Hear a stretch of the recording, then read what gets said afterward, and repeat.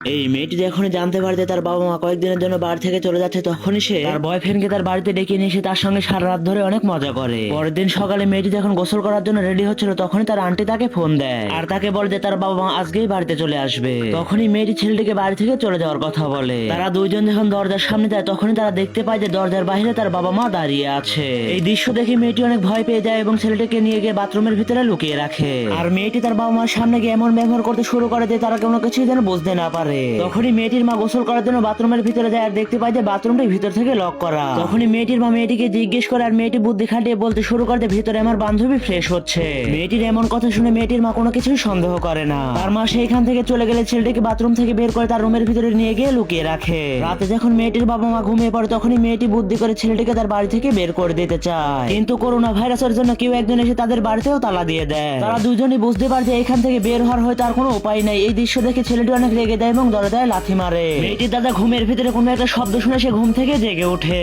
মেয়েটি এতে অনেক ভয় পেয়ে যায় এবং ছেলেটিকে আবারও লুকিয়ে ফেলে। পরের দিন সকাল হতে মেয়েটির বাবা কলোনির চেয়ারম্যানকে কল করে যে তাদের বাড়ি তালা খুলে দেওয়ার জন্য। তখনই কলোনির চেয়ারম্যান বলতে শুরু করে যে 14 দিন আপনাদের এই রুমের ভিতরে বন্দী হয়ে থাকতে হবে আর এই 14 দিন কোনোভাবেই আপনাদের বের হওয়া চলবে না। ছেলেটি যখন এই কথাটি জানতে পারে, তখন সে অনেক খুশি হয়ে যায়, কারণ সেই 14 দিন এই মেয়েটির সঙ্গে রুমের ভিতরে থাকতে পারবে।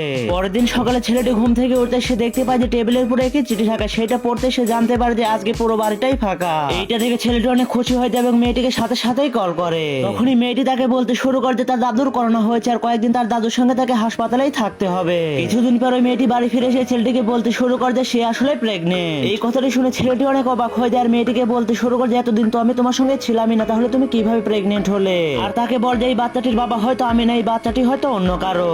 মেয়েটি তার এইসব কথাবার্তা শুনে প্রচন্ড পরিমাণে রেগে যায় এবং তাকে ঘাড় ধরে বাড়ি থেকে বের করে দিতে চায়। তারা দুইজন দরজার সামনে আসলে তাদের বাবা মাকে দেখতে পায়। তার বাবা মাকে দেখে ছেলেটি তখনই বুঝে যায় যে এইবার সে হয়তো পুরোপুরি ফেসে গেছে। আর মেয়েটি তার বাবা মাকে সমস্ত ঘটনা খুলে বলে। মেয়েটি তার বাবা মাকে আরো বলে যে সে আসলে প্রেগনেন্ট আর এই বাচ্চাটির বাবা হচ্ছে এই ছেলেটি। তার বাবা তার মেয়ের মুখ থেকে এই কথাটি শোনা মাত্র অনেক রেগে যায় এবং ছেলেটিকে মেরে বাড়ি থেকে বের করে দেয়। তো বন্ধুরা, আমাদের আজকের ভিডিওটা এই পর্যন্তই। ভিডিওটি ভালো লাগলে অবশ্যই একটু লাইক কমেন্ট শেয়ার করে যাবেন। আর ভিডিওটির পার্ট 2 দেখতে চাইলে অবশ্যই আমাদের ফানি ভিডিও পেজটিকে ফলো দিয়ে পাশেই থাকবেন।